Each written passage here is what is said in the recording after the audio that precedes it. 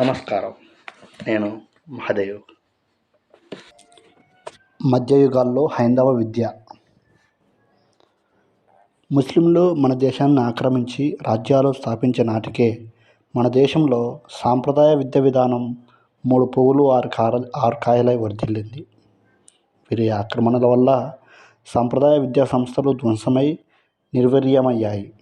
అయినా హిందూ సమాజం తన సంస్కృతి సంపదను పరిరక్షించుకుంటూ గ్రామీణ ప్రాంతాల్లో విద్యా సంస్థలను ఏర్పాటు చేసుకొని సాధువులు, తత్వవేత్తలు, యుద్ధవీరుల అండదండలతో తన విద్యా సంస్థలను, సంస్కృతిని పరిరక్షించుకుంటూ వచ్చింది.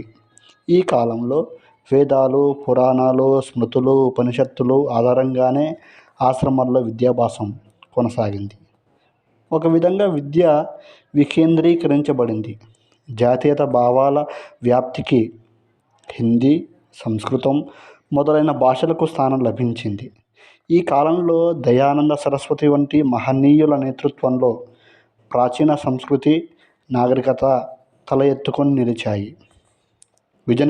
విజయనగరం లాంటి రాజ్యాలు, కృష్ణదేవరాయల లాంటి సార్వభౌములు స్వదేశీ విద్య విధానాన్ని నిలబెట్టడానికి తమ వంతు కృషి చేశారు.